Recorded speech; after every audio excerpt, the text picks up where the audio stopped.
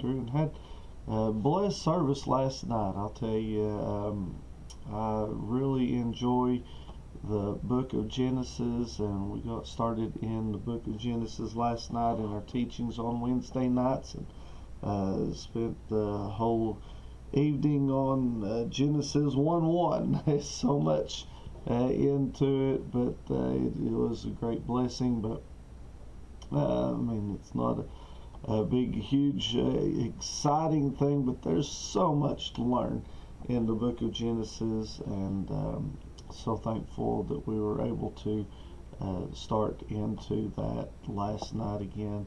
And I hope that you can come out and be with us, because I know that it's going to be a huge blessing, or hope that it'll be a huge blessing anyways to you as we go through that study. So anyways, I hope again that you're having a good week, and we want to jump into the verse of the day today.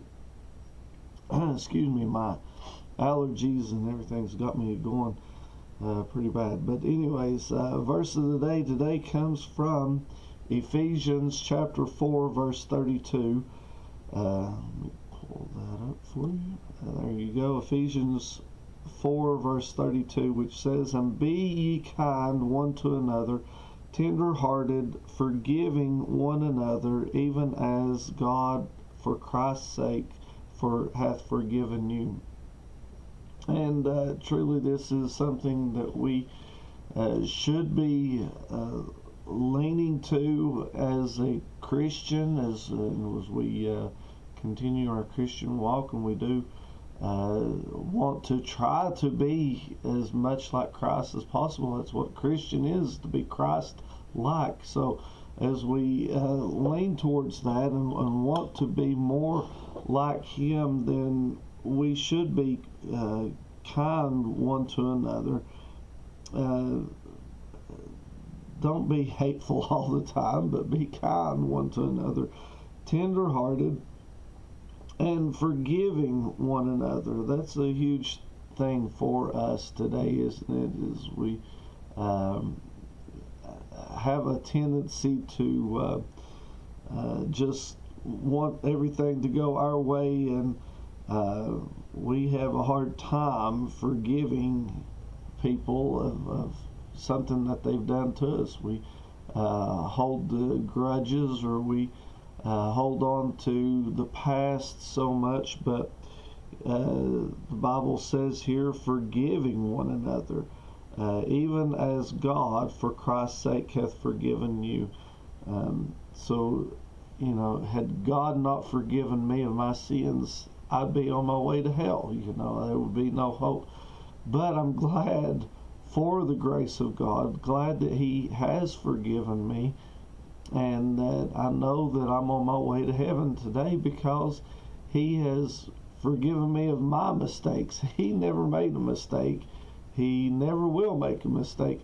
It was all my mistakes. It was all my sins. It was my problem that I had whenever I thought that I was perfect and I thought that I was good enough. But I found out that I definitely was not, and I still am not good enough and never will be good enough. It's only by the grace of God that we have this forgiveness, we have this peace in our hearts and our lives, and that it's only through Him that we have the strength to do what this verse says, to forgive one another.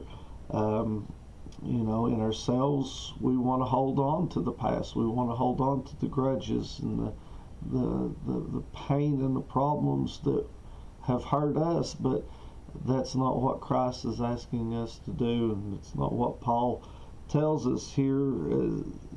He says to forgive one another.